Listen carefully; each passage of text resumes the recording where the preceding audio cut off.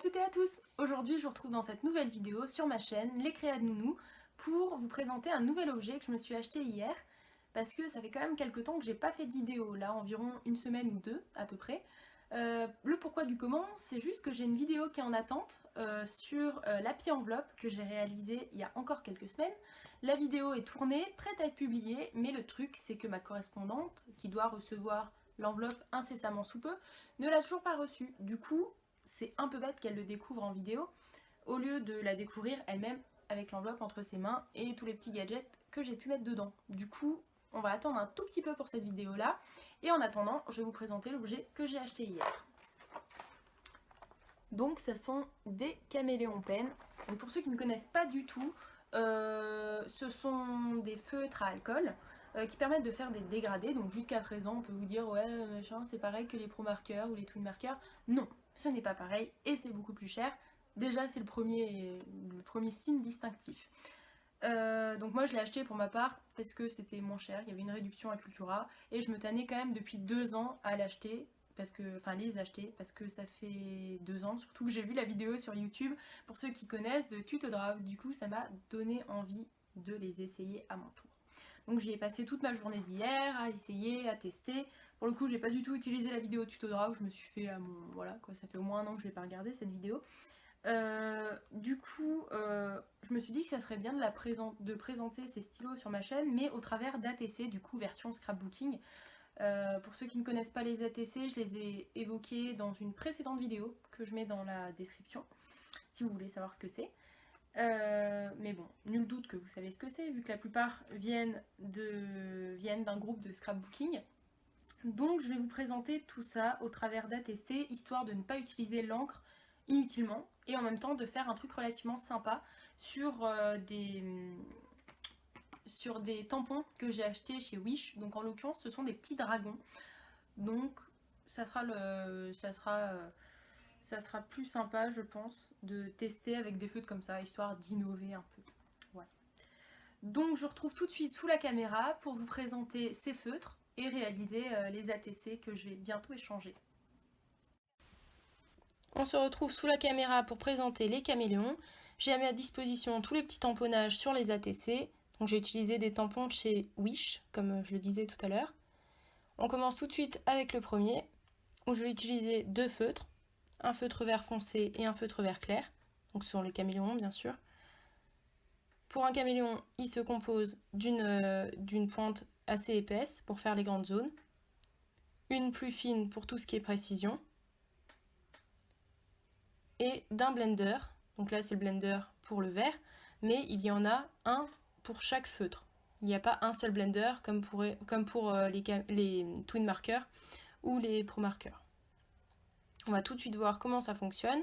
J'utilise la grosse pointe parce que c'est celle que je préfère, et on va la coller sur le blender avec le blender en bas et le feutre en haut, de manière à ce que la couleur du feutre, enfin l'encre du feutre, descende sur le blender pour être stocké et mis sur un autre feutre juste après.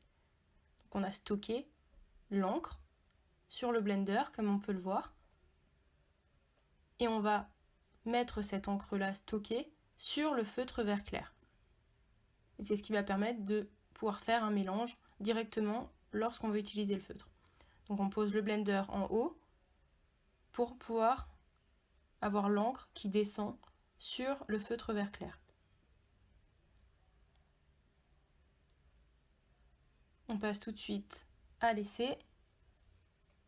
Donc là vous voyez qu'on a du vert clair et du vert foncé. Les deux vont se mélanger lorsqu'on va l'utiliser. Donc là je fais relativement doucement histoire de ne pas dépasser, et vu que je viens de faire les tampons aussi pour éviter que ça bave. Et là vous allez voir que l'encre va se fondre toute seule lorsqu'on va utiliser le feutre. Voilà. Donc là vous pouvez le voir, l'encre s'est fondue, s'est mélangée toute seule avec le vert clair et le vert foncé.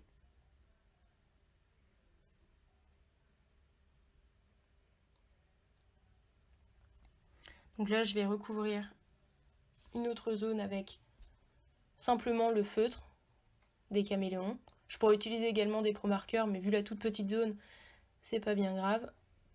ça permet en plus que ça soit la même couleur. Je prends ensuite un feutre gris et un feutre bleu. Je vais d'abord utiliser le feutre bleu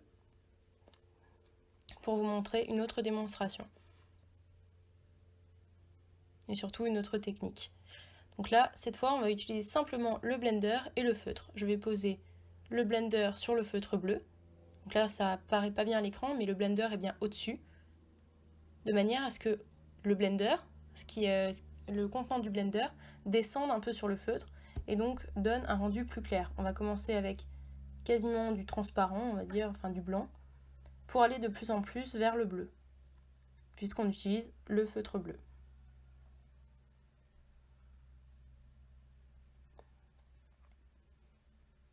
Et là, je poursuis avec le reste de la coquille. Voilà, et là, vous voyez que ça devient de plus en plus bleu. Je prends ensuite mon feutre et je continue ces mêmes opérations. Donc cette fois, je mets le blender au-dessus, le feutre en dessous, et on est reparti avec le vert clair. Donc cette fois, c'est juste des petits détails que je veux faire, donc ça va moins se voir que sur les grandes zones que je vous ai montrées juste avant.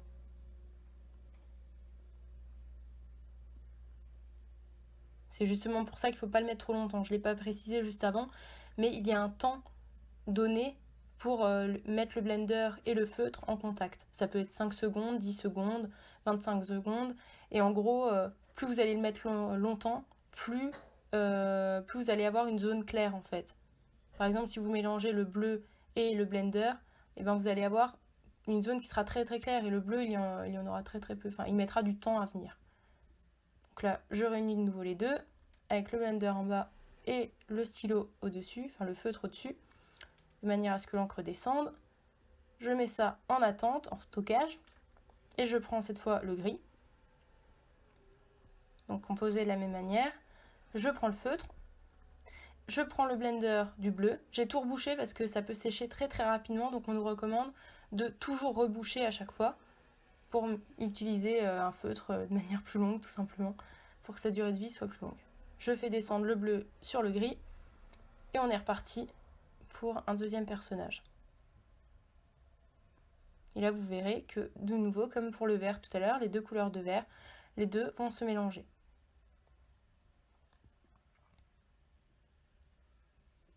Donc là, on a plutôt du clair. Et plus on va continuer à colorier, plus on aura du foncé. Ça fait un dégradé en fait. C'est des feutres à dégrader. Donc comme je dis, la caméra a coupé à ce moment-là. Du coup, vous verrez la fin à la fin de la vidéo tout simplement. Et j'ai même un des coloriages qui a sauté, donc vous le découvrirez à la fin.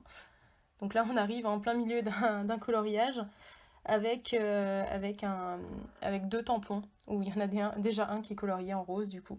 Mais de toute façon, c'est toujours le même mécanisme, hein. J'ai fait toute une vidéo là-dessus pour que ceux qui mettent le plus de temps à comprendre finissent par comprendre avant la fin de la vidéo, parce que c'est vrai que ça peut être assez complexe. Donc là, je prends du bleu et du rose, et on recommence la même opération. Je prends le blender, donc j'avais déjà mis du bleu sur le blender, et le bleu du blender, je vais le faire descendre sur le rose. Ça peut paraître super compliqué comme ça, mais en fin de compte, ça finit par venir.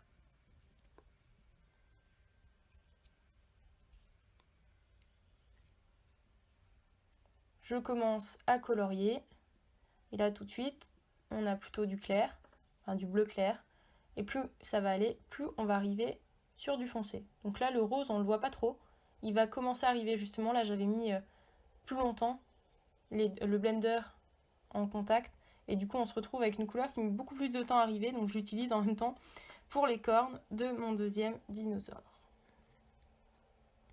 Donc là, cette fois, je vais tenter un truc d'encore plus complexe, maintenant que je vous ai fait à peu près la démonstration de toutes les possibilités de mélange, aussi bien avec le blender et un seul feutre ou plusieurs feutres. On utilise le blender comme stockage. Là, on va prendre le rouge comme base, donc c'est là où on mettra toutes nos couleurs après. Donc on commence avec le orange, où on va faire passer le orange sur le blender. On va faire ça pour chaque feutre, le jaune après, le vert, le bleu. On va faire passer la couleur sur chaque blender. Donc on referme bien tout, histoire que ça ne sèche pas, aussi bien le blender que le feutre. Le jaune sur le blender, je me suis trompée de sens. Donc, le jaune sur le blender. Je rebouge bien tout.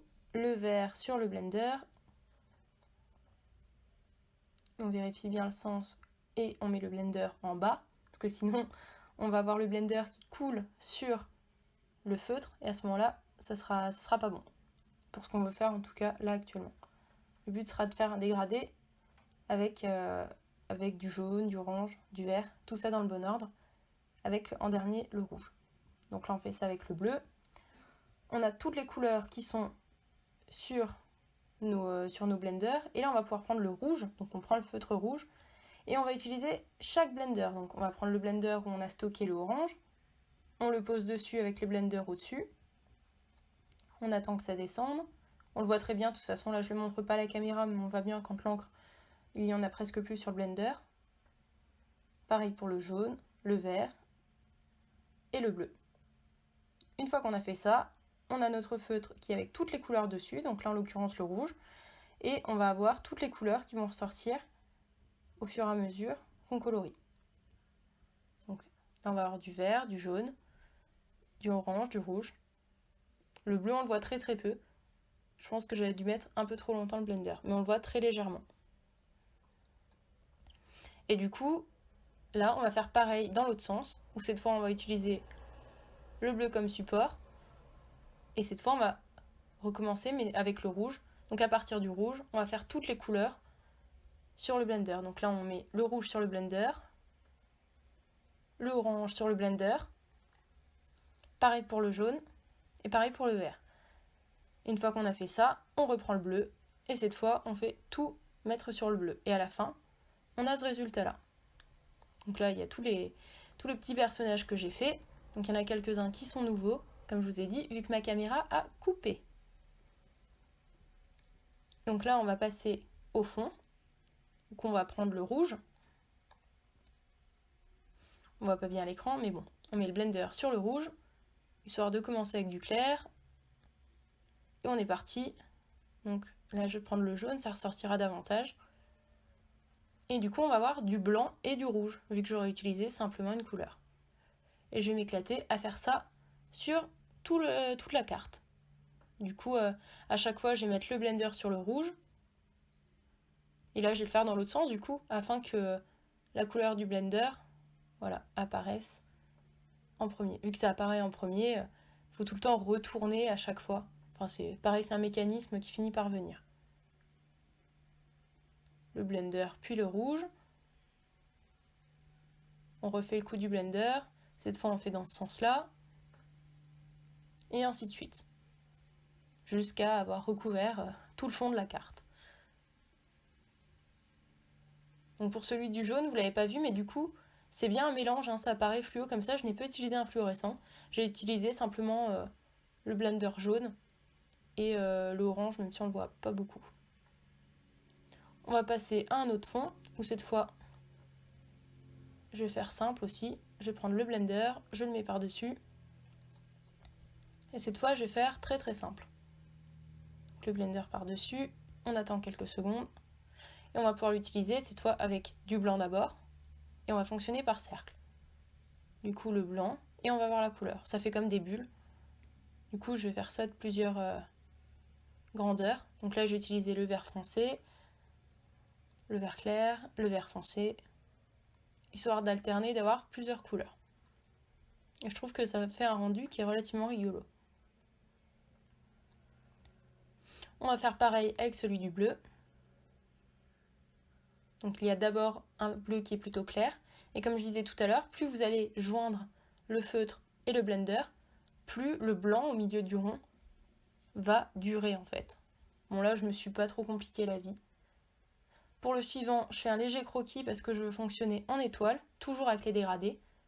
Donc je vous conseille pas de faire ces dégradés là directement en étoile dès le début, hein, parce que faut associer plusieurs éléments, du coup faire la forme de l'étoile plus utiliser les caméléons. Donc quand c'est la première fois, c'est pas forcément facile. Donc là, je refais tout ce que j'ai pu vous montrer avant comme méthode, mais avec des couleurs différentes. Où je mets du blender avec le jaune. Voilà, du coup ça se voit pas bien à l'écran quand je le montre. Mais du coup, on va pouvoir fonctionner en étoile et peu à peu, vous allez voir que ça fait une forme d'étoile.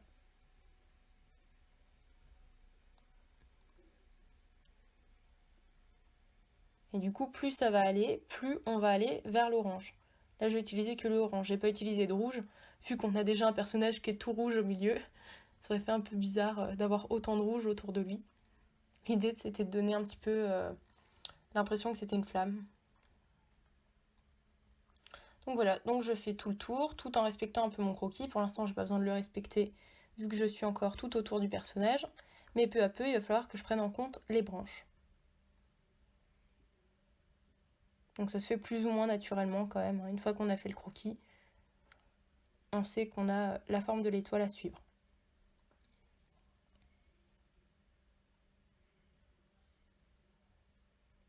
On s'applique bien. Là, va falloir faire le bas de l'étoile peu à peu, parce que le haut au niveau du personnage, c'est plus ou moins fait. Mais en bas, le bas de l'étoile n'est pas forcément entièrement réalisé. Il va falloir aviser. Voilà. Et de plus en plus, on va voir la forme de l'étoile. Donc ça fait un peu comme une boule de feu. Ces personnages du coup n'existent pas, hein, ils sont sortis de mon imagination, j'ai juste pris les tampons et j'ai voulu utiliser les caméléons pour faire des ATC un petit peu différents.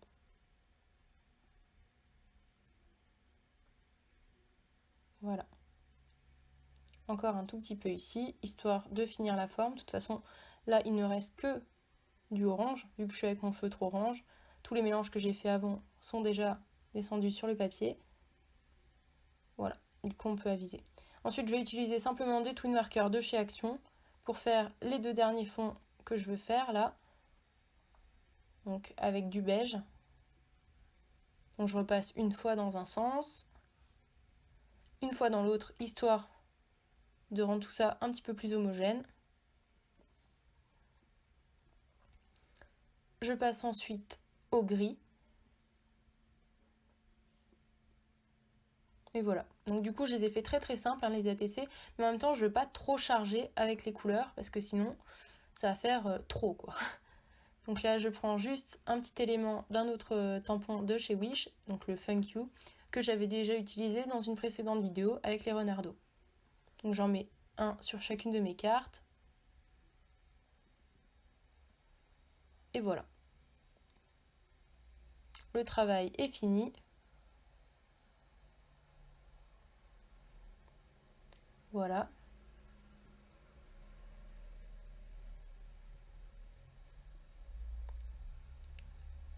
Donc on a tous nos ATC.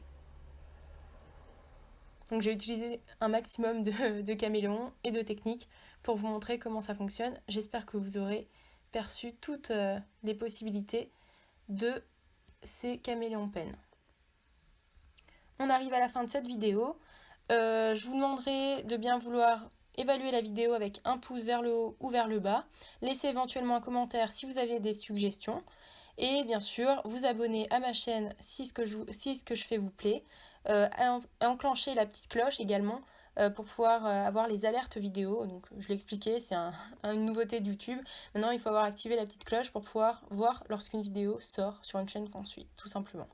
Voilà, donc je vous dis à très bientôt pour une prochaine vidéo et je vous souhaite une très bonne après-midi.